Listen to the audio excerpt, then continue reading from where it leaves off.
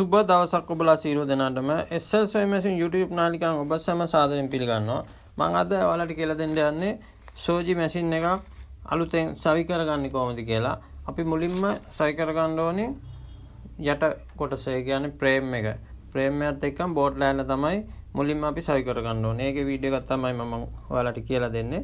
අපි මුලින්ම මේ බෝඩ් එකම කාඩ්බෝඩ් එකෙන් පාවිච්චි කරන්න ඔයාලට මේක උඩම තියලා බෝඩ් ලෑල්ලේ අනිත් පැත්ත දාලා එන තද කරන්න, නැත්නම් බෝඩ් එක සීරෙනවා, ඩැමේජ් වෙනවා. මේ විදිහට අරන් මේ මම එක කකුලක් අරන් ඒ කකුලට මේ පටියක් එනවා. මේ පටිය තමයි මේ විදිහට ඉස්සරහා පැත්තට තියලා එන තද කරන්න ඕනේ. මේ කොටස මම මේ එන තද කරන කොටස එන්නේ පිටිපස්සට. මැෂින් අපි වාඩි වුණාම ඉස්සරහා පැත්තට නෙමෙයි පිටිපස්සට එන්නේ. මේ විදිහට එන මේ ෆ්‍රේම් දෙකේ තද කරගන්න මුලින්ම මේ දෙක තමයි අපි සවි කරගන්න ඕනේ. ඒකට තමයි අපි ඊට පස්සේ මේ අපි උස හදාගන්න කැලි දෙයක් තමයි මම මේ දාන්නේ. අපිට ඕන විදිහට මේකෙන් උස ඇඩ්ජස්ට් කරගන්න පුළුවන්. අපි මේක උඩරින් පහළට තමයි ඇඩ්ජස්ට් කරගන්න ඕනේ. එතකොට උස ප්‍රමාණය හරියට එනවා. ගොඩක් උස්සන්න බෑ. එතකොට උස වැඩි වෙනවා. එතකොට අපිට වාඩි වුණාම මහන්න අමාරුයි. ඒක පස්සේ තමයි ඇඩ්ජස්ට් කරගන්න ඕනේ. මෙන්න මේ විදිහට මේ කැලි ටික සම්බන්ධ කරගෙන මේක එච්චර අමාරු නෑ මැෂින් එක සවි කරන්න. මේ වීඩියෝ එක කොටස් වශයෙන් බැලුවා නම් ඔයාලට මේක සවි කරගන්න ලේසි. මේ ප්ලේට් එක එන්නේ මේ පැටල් එක තමයි මේ ෆ්‍රේම් එකට, මේ පටියට, මේ නැම්මක් වගේ තියෙන පටියට සම්බන්ධ වෙන්නේ. අර මම ඉස්සලා ඔයාලා දකින්න ඇති ප්ලේට් කෑල්ල මෙහෙම ඇතුල් කරලා මේ යන්නේ ඒ ප්ලේට් කෑල්ලට තමයි මෙහෙම තද වෙන්නේ. ඒකෙන් තමයි ඒක අල්ලගෙන තියාගන්නේ ප්ලේට් කෑල්ලෙන්. ඒ ප්ලේට් කෑල්ල මේ කාණුව දිගේ දාගන්න. ඒක තමයි ලොක් වෙන්නේ.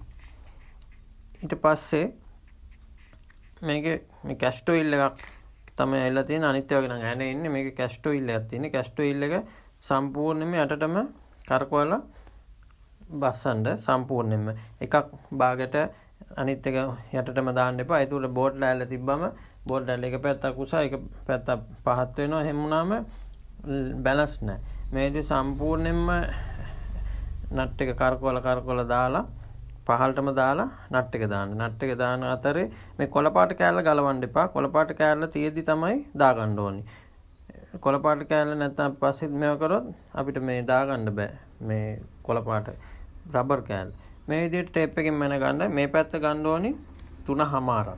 මේ අඟල් 3.5ක්. ඒ කියන්නේ බෝඩ් ලෑල්ල උඩ මේ ෆ්‍රේම් එක තියලා ඒ පැත්තට අඟල් 3.5යි. මේ පැත්තට අඟල් 3.5යි. මෙහෙටත් අඟල් 3.5යි. මේ පැත්තට අඟල් 3යි.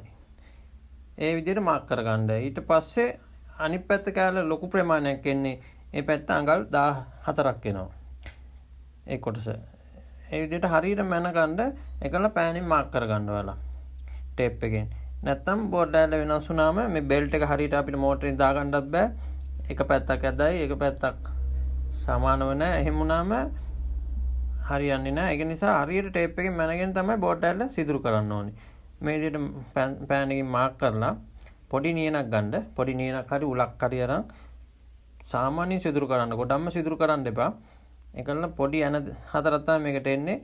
ඇනේ මේ තව්ව ලොකු වුණොත් බෝඩ් ලෑල්ල එහාට මෙහෙට හෙල වෙනවා තද කරන්. ඒක නිසා සාමාන්‍ය සිදුරු හතරක් තමයි මේකේ දා ගන්න ඕනේ, විද ගන්න ඕනේ. මේ පෑනින් මම ඔයාලට පෙන්නන්නේ. මෙන්න මේ විදිහට ඔයාලා ලේසි. මේ වීඩියෝ එක හොඳට බලන්න. එතකොට තේරුම් ගන්න ලේසි ඔයාලට. ඔයාලට මේ මැෂින් එක සවි කරගන්න පුළුවන්. මෙන්න මේ විදිහට තව ටික විද ගන්න ඕනේ. කල්ලිවලා ෆ්‍රේම් එක හරියට තියාගන්න. ෆ්‍රේම් එක එහාට මෙහාට වෙනස් කරගන්න එපා. අර මාක් කරගත්තේ ගානටම තමයි එන්න ඕනේ. පොඩ්ඩක්වත් වෙනස් කරන්න එපා. වෙනස් වුණොත් ඇද වෙනවා. එහෙම වුණාම අපිට මෝටරේ දානොත් තමයි ප්‍රශ්නේ එන්නේ. බෙල්ට් එකත් එක්ක හරියට සම්බන්ධ වෙන්නේ නැහැ. දැන් ඔයාලට පේනවා ඇති මේ ෆ්‍රේම් එක මම බෝඩ් ලෑල්ල උඩ තියලා මේක යන තද කරලා තින්නේ.